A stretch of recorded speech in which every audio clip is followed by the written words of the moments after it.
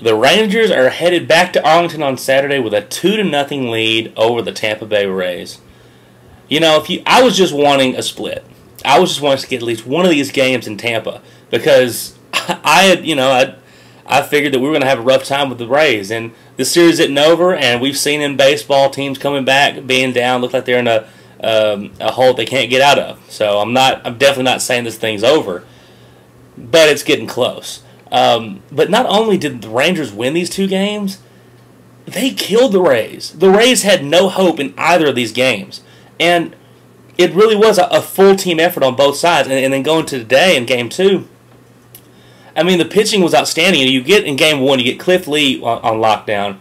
And then C.J. Wilson comes in and just takes care of business for 7 innings, or 6 1/3.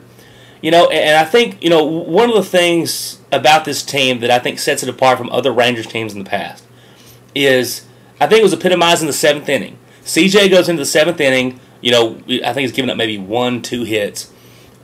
He gets in a jam, gets a guy on 2nd and 3rd, gets the man out. Ron has to pull him and strategically is able to manage the game to put Darren O'Day in to get a guy out, pull him and put Oliver in, and he ends up closing the game out. And it was all seamless because this Rangers team, we have pitching that's actually good in the bullpen. You know, we're used to the only time our pitchers ever get pulled, you know, a couple years ago, was just because they weren't any good or they weren't playing well. This one, it was all about strategy. It was all about, hey, this guy's getting the job done, but I know this guy can do it as well. This guy can, you know, he's better for this situation, whatnot. And that's what championship baseball teams do.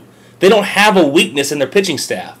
And the Texas Rangers right now, it's been awesome. It's weird to watch. You know, I've seen it all year this year, but you know, it's still sinking in that we have a great pitching staff. And of course, you know, in the game, you know, you love seeing Michael Young being able to hit that 3-run homer. And was that a check swing, or should it have been strike? Yeah, it probably should have been. But he took advantage of the call, and 2 pitches later, was able to knock one out. But what I've been surprised in this series is not really surprised at the Rangers' demeanor, because the Rangers, it's awesome to see. We saw it all year, and they've really brought this into the playoffs. Is they're just loose. These guys are just having fun. They're just cutting up during the games. They're showing, you know, the guys are going crazy in there. I think one of the things that epitomizes that is, you know, Josh Hamilton over there looking around. You got Cantu behind him giving bunny ears, and then they start, you know, joking around with the antlers and stuff like that. I mean, that's just the personality of this team, and everyone's bought into that. I think one of the things that's made it so successful is the chemistry on this team, and you saw it today. And it was such a juxtaposition to the Tampa Bay Rays, who were mad, deflated, didn't know what was going on, confused. You know, it looked like, you know, the Rays got punched in the mouth by a team that they didn't think could do it. I'm not in the dugout, I don't know, but I get the sense that, you know, the Rays won the AL East, kind of thinking, hey, you know, the Rangers, they're in the West. You know, we should be able to take this series. And the Rangers not only are competing with them, they're punching them in the face, and they're looking to sweep this thing. You know, and you watch the Rays, who, you know, have been a great organization this year, but you got Joe Madden going crazy, which he's been kind of screwed on some calls, so you can definitely understand why he's mad. But, you know, he's trying, you know, he brings in James Shields, who you would think Garza's going to pitch today, because they have to have this game. But they bring in James Shields, who's probably their 5th best pitcher. They probably got other guys on the team.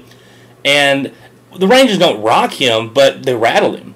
Once we got Elvis on base, you know, he was worried more about Elvis than getting the guy out of the bag. You know, overthrows him at first, we were able to score from 3rd. And that really just started it. And you know, they brought the other guy in. He didn't do well either. So the Rangers are getting help on every single side of the ball. Right now, we're not showing any weaknesses. And if we can continue to play like this, we can beat anybody. Now, baseball, of all sports, is a game of ebb and flow. You know, who's feeling right that day, that kind of thing. But for 2 games in a row, the Texas Rangers have pretty much looked exactly as good as they had the day before. And it's awesome to watch. And, you know, to be a fan of a franchise who's had a hard time winning 1 game in the playoff, to get 2 in blowout fashion is pretty special. And hopefully this Saturday the Rangers can close this thing out, so I don't have to worry about, you know, watching. Well, Sunday would be cool to watch Rangers and then Cowboys, but I'd like to get this thing over with on Saturday and just worry about the Cowboys on Sunday. Great stuff. Just whooping up on them Rays. It's good to see. It's not over yet. I'm not guaranteeing. I'm not calling anything because we know baseball. It can change on you, but it's going to take a pretty good effort and a pretty big collapse for the Texas Rangers to lose this series. So, way to go, guys. Way to whip some tail. Way to not only just take home field advantage, just dominate home field advantage. Let's get one more in Arlington, take care of business, and then we'll move on to the Yankees or Twins. See you guys later. Let's go Rangers.